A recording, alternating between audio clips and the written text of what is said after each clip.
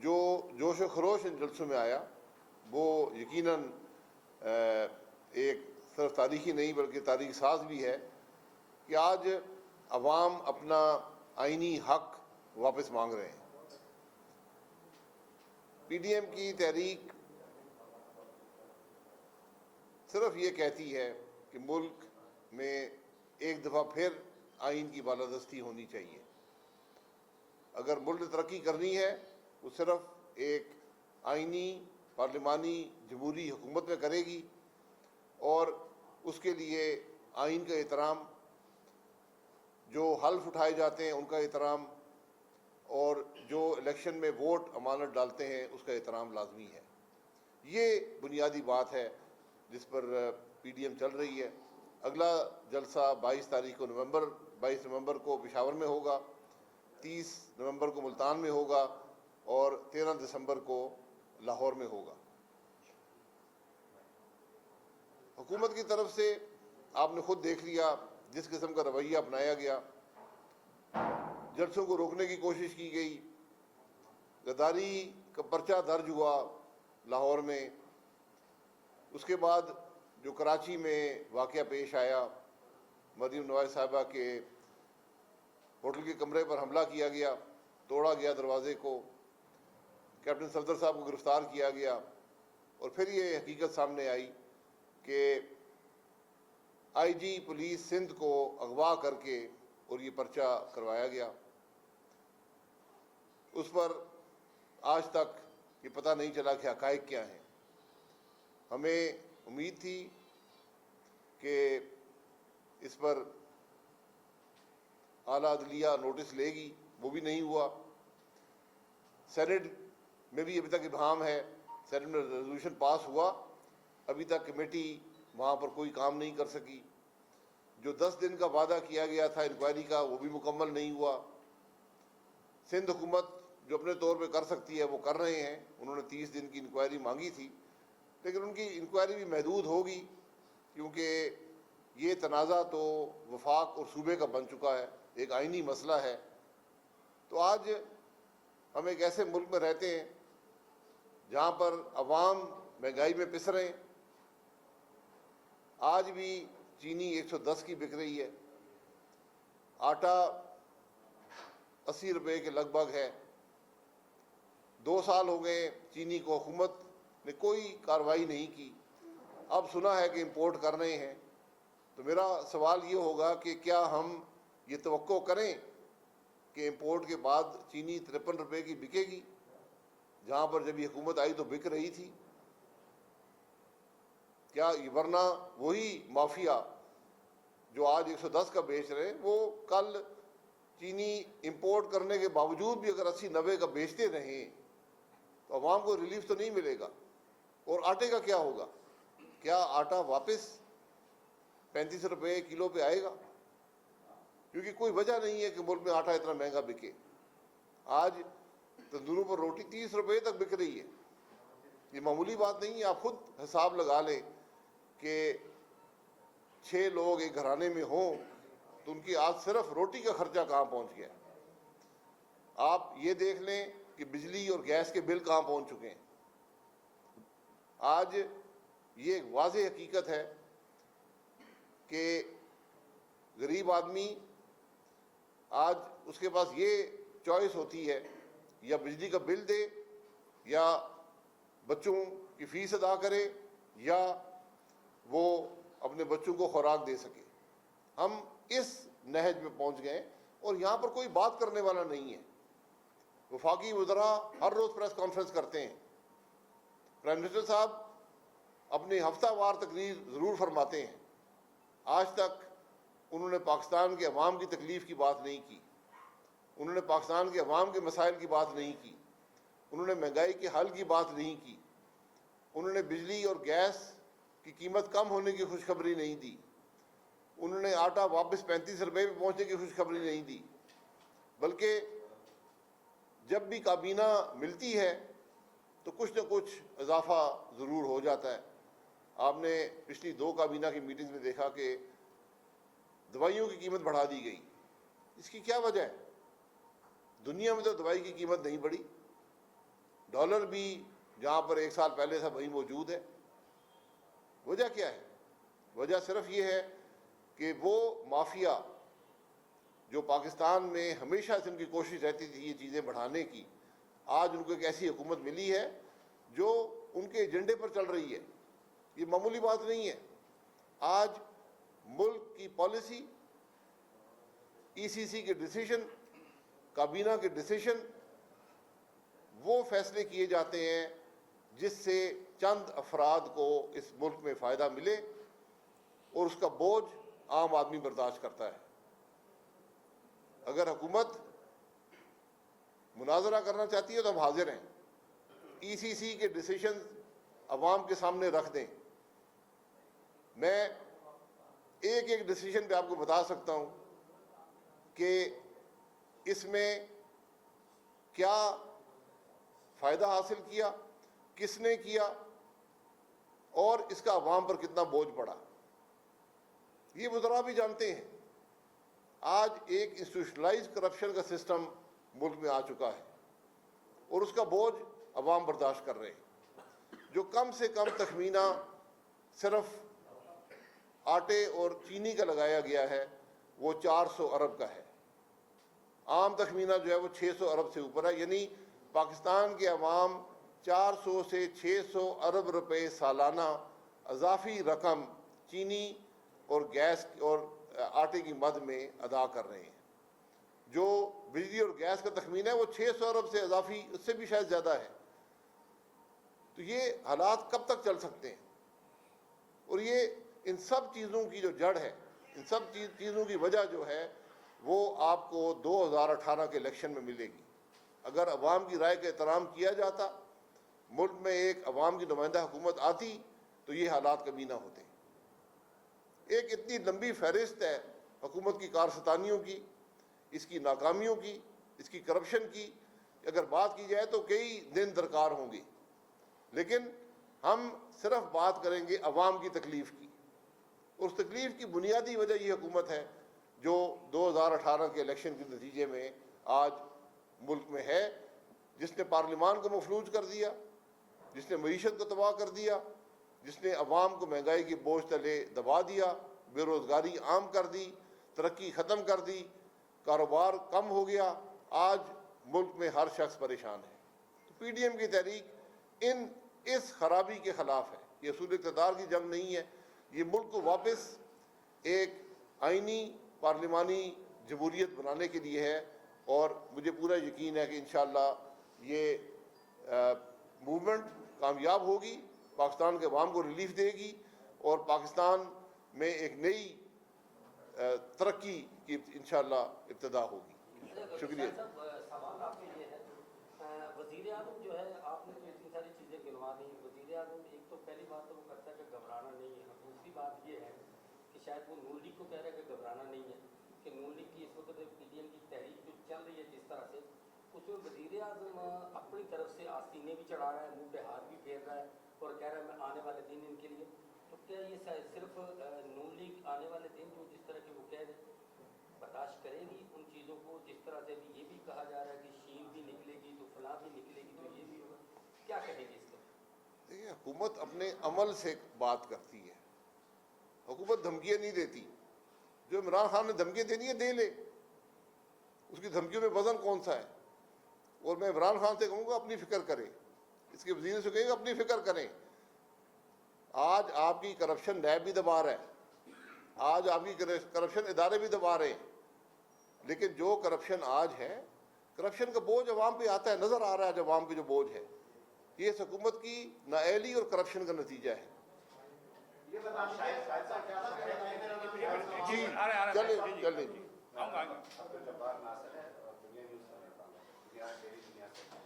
آپ کے زمانے میں گلگت بلتستان کے حوالے سے، میاں صاحب کے زمانے میں ایک کام شروع ہوا تھا اسٹیٹس کے حوالے سے، اسپیشل اسٹیٹس دیا جائے، اور آپ کے زمانے میں ایک ڈرافٹ بھی بنا تھا، اور کل وزیر اعظم صاحب نے باقاعدہ اعلان کیا ہے کہ ہم گلگت بلتستان کو آئینی یا عبوری آئینی صوبہ بنائیں گے۔ آپ بتائیں کہ آپ نے یہ کام کیوں نہیں کیا، اور آج اگر کر رہے ہیں تو کیا یہ ممکن ہے؟ دیکھیے، جو गिलगित बल्तिस्तान का मामला है, सबसे पहली बात है वहाँ इलेक्शन हो रहे हैं। वज़ीर आज़म साहब का कोई काम नहीं था वहाँ पर जाना, इलेक्शन कमीशन इसकी इजाज़त नहीं देता, और वहाँ जाकर सूबे का ऐलान करना, क्योंकि सूबा कोई एक जमात नहीं बना सकती, सूबे के लिए 2/3 अक्सरियत चाहिए, इसमें तमाम जमातों का कंसेंसस कायम होगा तो सूबा बनेगा। पाकिस्तान मुस्लिम लीग नून ने इस पर काम किया। जो सरताज अजीज़ साहब की रिपोर्ट है बड़ी वाज़ेह है, उसमें एक ऑप्शन प्रोविजनल कॉन्स्टिट्यूशनल स्टेटस का है।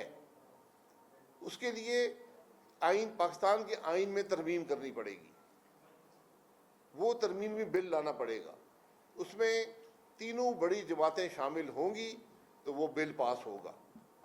तीनों कम अज़ कम मैं पाकिस्तान मुस्लिम लीग नून और पीपल्स पार्टी की तरफ से भी कह सकता हूँ कि वो इस सूबे के हक में हैं। ये अगर बल्तिस्तान के अवाम ये चाहते हैं, इस मामले का असर कश्मीर पर नहीं पड़ता, जो हमारी एक कॉज है, यूएन के रेजोल्यूशन पर असर नहीं पड़ता, तो ये बिल्कुल ये सूबा बनना चाहिए। लेकिन ये सियासी मकासद के लिए ये सूबा नहीं बनेगा, ये गिलगित और बल्तिस्तान के अवाम के लिए बनना चाहिए। ये इसकी बुनियादी बात है। अगर आपने सियासी पॉइंट स्कोरिंग करनी है तो फिर इसका नुकसान होगा। और मैं आपको मिसाल दूंगा फाटा के अवाम की, जहाँ पर अमेंडमेंट की गई, फाटा को केपी के अंदर ज़िम किया गया, वहाँ पर वादे किए गए, उन लोगों से उन वादों पर अमल दरामद नहीं किया गया। ये फैसला हुआ था कि 100 अरब रुपया सालाना जो है 50 अरब वफाकी हुकूमत देगी, 50 अरब केपी की हुकूमत देगी, 10 साल तक ये पैसे फाटा के साबका इलाके को दिए जाएंगे ताकि वहाँ जो तरक्की का अमल है उसको बढ़ाया जाए और उसको पाकिस्तान के दीगर इलाकों के बराबर लाया जाए। अब जब आप गिलगित बल्तिस्तान को सूबा बनाएंगे तो ये बड़ा ज़रूरी है कि उनकी जो माली आपने एनएफसी अवार्ड के तहत आबादी के बुनियाद पर उनको पैसे दिए तो वो गिलगित बल्तिस्तान का बेपनाह नुकसान होगा। पाकिस्तान मुस्लिम लीग नून की वाहिद हुकूमत थी जिसने एक तारीखी तरक्की गिलगित बल्तिस्तान को दी, और एक ऐसी हुकूमत दी जिसने करप्शन से पाक और मेरिट की बुनियाद पर वहाँ पर हुकूमत चलाई। और अब इलेक्शन है, फैसला गिलगित बल्तिस्तान के अवाम के पास है, हमने मिसाल कायम कर दी है।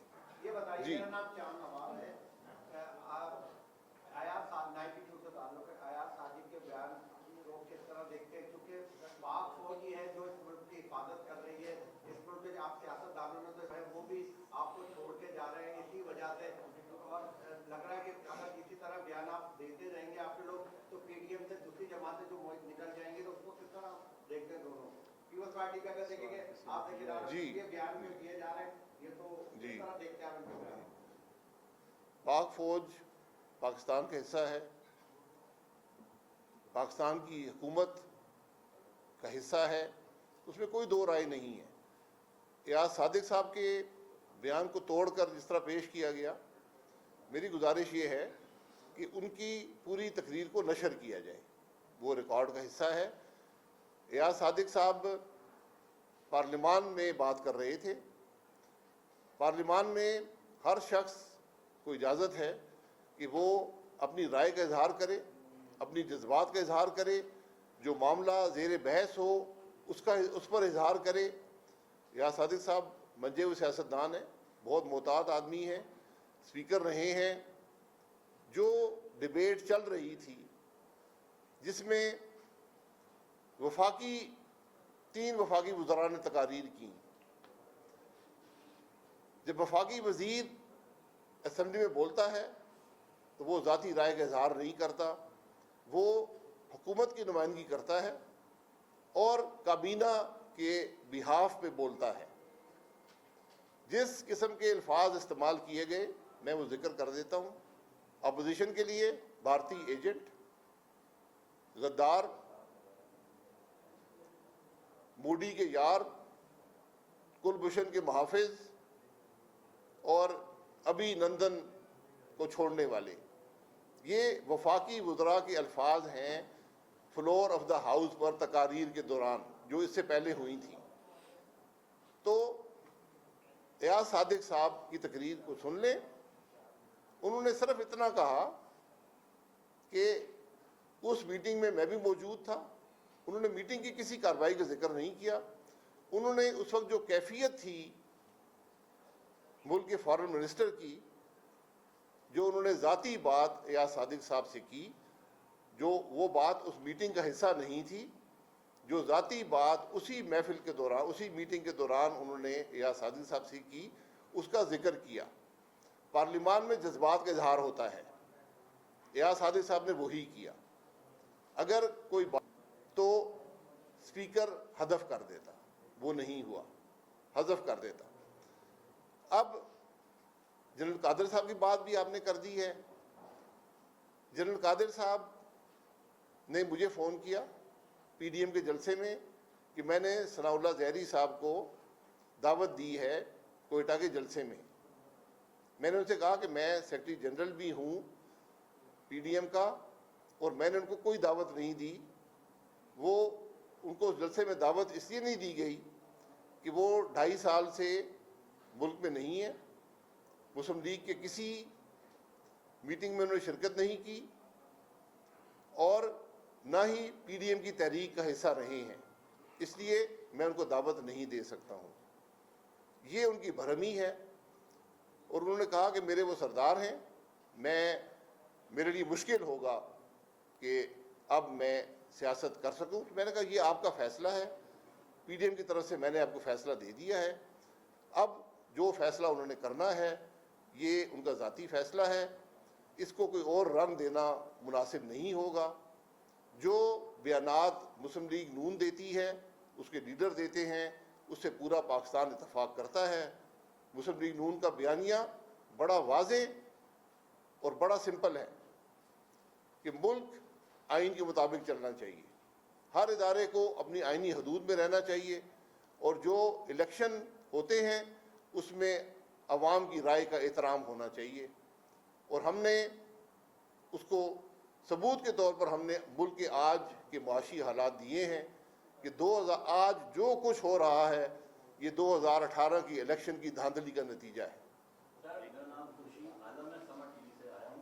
ये फरमाइए कि पीडीएम की जो तहरीक चल रही है हुकूमत की मुखालफत के हवाले से या खात्मे के हवाले से, उसका मुस्तकबिल क्या देखते हैं? क्योंकि आपने उन्होंने दावा किया जनवरी तक, दिसंबर तक जाना ठहर गया है। एक मिनट अमलन इसका क्या आप देखते हैं, क्या टाइम फ्रेम आप दे सकते हैं? देखिए, ये अवाम की मोबिलाइजेशन की तहरीक है, ये असूल इक़्तिदार की तहरीक नहीं है, ये किसी को नीचा दिखाने की तहरीक नहीं है, ये किसी से मुकाबले की तहरीक नहीं है।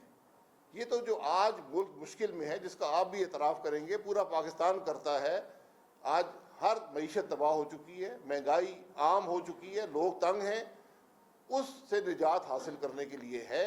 और हमें पूरा यकीन है कि इंशाअल्लाह इस तहरीक के नतीजे में पाकिस्तान में फिर से एक नया सोशल कॉन्ट्रैक्ट होगा, सिविल मिलिट्री रिलेशनशिप रीडिफाइन होगी और एक नई पाकिस्तान में पार्लिमानी आइनी जमहूरियत का आगाज़ होगा।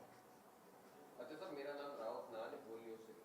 सवाल मेरा ये सर, ये जो हुकूमत जमात हो या अपोजिशन की जमात हो, एक दूसरे पे जो इल्ज़ाम लगाया जाता है कि वो गद्दार है, इसराइल का एजेंट है, भारत का एजेंट है, आप नहीं समझते कि सियासत का बड़ा गलत तरीका इख्तियार किया गया है, जिससे जो मुल्क दुश्मन है उनको फ़ायदा होता है, वो फिर उसको मीडिया प्रोपेगेंडा भी करते हैं और सारी चीज़ें करते हैं? बिल्कुल फ़ायदा होता है। ये दुनिया में तनकीद होती है, पार्लियामान का तरीका है तनकीद करने का। कभी भी आप पाकिस्तान की तारीख देख लें, हुकूमत कभी इल्ज़ाम नहीं लगाती, हुकूमत तनकीद बर्दाश्त करती है, उसका जवाब देती है, अपने अमल से जवाब देती है। जब हुकूमत खुद गद्दार कहना शुरू कर दे, हिंदुस्तानी एजेंट कहना शुरू कर दे, तारीख को तोड़ना मरोड़ना शुरू कर दे, गद्दारी के पर्चे दर्ज कराना शुरू कर दे, आईजी अगवा करने शुरू कर दे, कंटेनर लगा दे जहाँ जलसे हो रहे हों, टेलीफोन ब्लॉक कर दिए जाएं, मीडिया को दबाया जाए, तकरीरें नशर न हो सकें, ये चीज़ें कभी भी मुल्क में जमहूरियत नहीं ला सकती, ये मुल्क के मसाइल हल नहीं कर सकती। ये एक फरसूदा तरीके थे माजी के, لوگ تمام ممالک نے ان کو چھوڑ دیا ہے، بدقسمتی سے ہم آج بھی اپنائے بیٹھے ہیں اور اسی میں سمجھتے ہیں کہ ہمارے اقتدار کو طول ملے گا. یہ چیزیں کبھی کامیاب نہیں ہوتی.